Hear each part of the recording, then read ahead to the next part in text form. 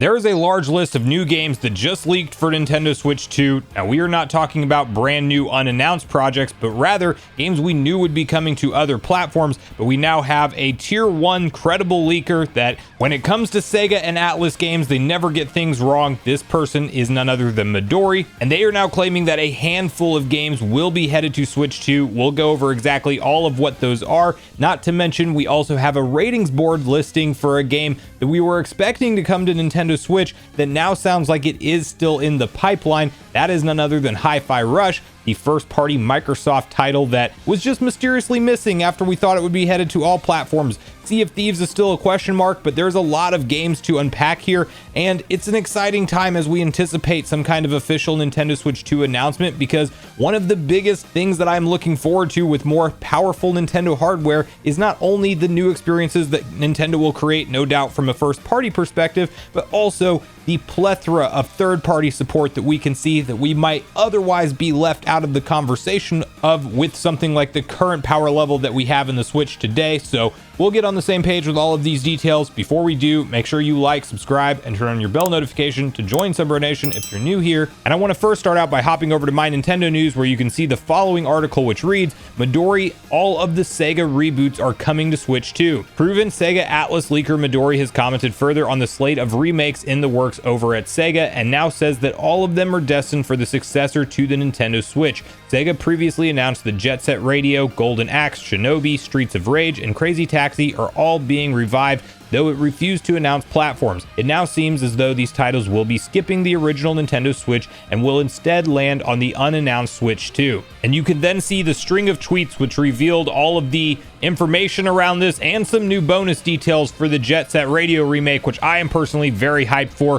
where you see the following post: rumored the new Jet Set Radio is not a remake, but an open world reboot that merges Jet Set Radio and Jet Set Radio Future. The title of this game will be Jet Set Radio Blast and will be releasing May 8th, 2025. Midori then replies, the new Jet Set Radio title is a reboot that merges elements of both titles. There are multiple worlds planned at launch. The release year is currently 2026. They then reference an older tweet back from February, which reads, the new Jet Set Radio game is not a remake. The game is a reboot that will be released in 2026. A remastered version of Jet Set Radio was also planned. Then somebody replies, Jet Set Radio remake for Switch 2, and Midori replies, this is correct information. Every Atlus and Sega remake is also releasing on Switch 2. And then to provide some insight on whether or not we might see some of these games get a Switch 1 release, a user asked, what about the original Switch? I know the answer is most likely no, but I don't know if I'm ready to upgrade yet. Midori replies, Sega will continue to release some remake titles on the Switch if it is possible.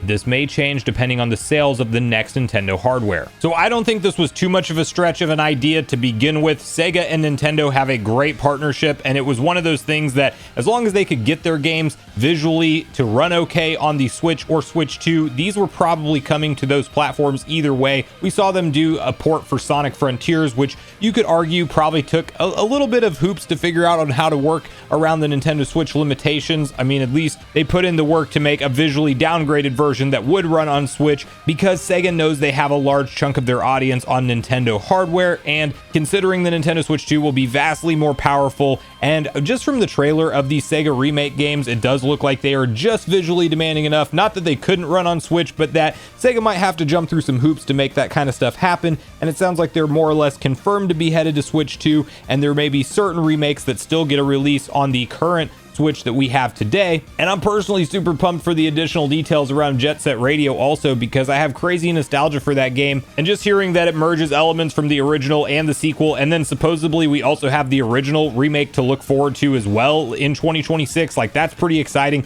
Maybe these get moved up and they are 2025 games, but I'm going to set my expectations on 2026. Also, Crazy Taxi, super ready for that series to return. It has been far too long since I've just spent endless hours in an arcade chaos setting, racing around and picking up passengers and dropping them off at their destinations with all types of chaos on screen. I'm ready for it. Hopefully it's a banger soundtrack like it was back in the 90s and early 2000s. We'll have to see what Sega does with all of that. But you also have to realize that this is not only the Sega remakes, but we're also talking about all the Atlus games, the Persona 3 Reload and Metaphor, which both look great. This is a lot of third-party support from major partners for Nintendo like Sega and Atlus, and it's just nice to have this kind of of early confirmation from somebody so reliable that we can more or less expect these things to actually come to fruition. Of course, nothing's confirmed until it's actually all said and done, but as I mentioned, it's not that much of a stretch to imagine that this was going to happen anyway, just due to the partnership. And I do believe Nintendo's crafting powerful enough hardware that maybe the gap will start to be closed on some of the question marks around on whether or not we should see certain third-party games be in the conversation to come to Nintendo hardware or not. I'm ready to see all the missing stuff, all the missing Souls games on there, Elden Ring. Give me a bunch of the missing catalog from the PS4,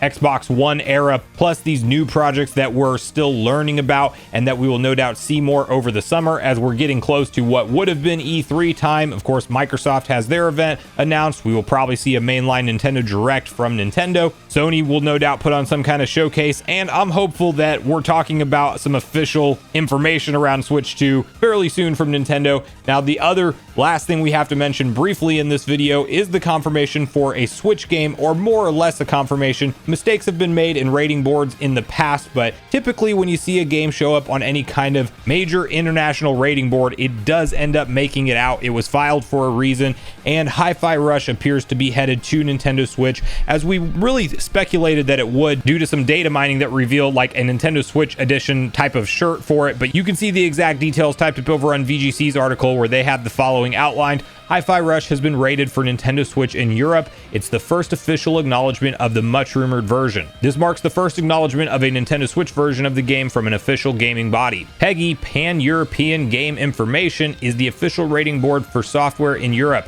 A Nintendo Switch version of the game being rated strongly suggests that a release is imminent. Hi-Fi Rush, which was first released on PC and Xbox in January 2023, became one of 4 Microsoft first-party games to be published on PS5 alongside Pentiment, Grounded, and Sea of Thieves. While a Nintendo Switch version of the game was rumored alongside it, it has yet to materialize.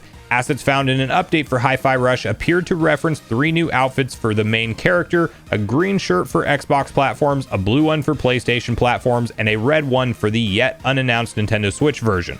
So on that topic of third-party support for I guess the current Switch in this case, but also the Switch 2, like, we know that Microsoft wants to partner big time with Nintendo. They're very much in the mindset of just bringing their most successful games to any platform that will have them, essentially. They are going more the route of, as long as you're playing our games, we're happy, and we don't care which hardware you are playing them on. Even though they will continue to sell their own hardware, they're definitely putting less of a focus on that and locking down all of their IP as exclusives, and they're testing the waters with bringing it out to broader markets and seeing if the revenue just makes more sense for them to put it everywhere, and then they get their little kickback from each. So Hi-Fi Rush was always a perfect fit for the Nintendo Switch in my mind. I wouldn't be surprised if we see an initial release on the Switch and then some kind of upgraded version with better visuals available on the Switch too, not to mention just yesterday's video talking about things like backwards compatibility. If a lot of these games can be simply patched or updated to run at 60 FPS and look better on the next gen Switch, that's just a win-win if you can get away with owning the same copy and it gets some kind of upgrade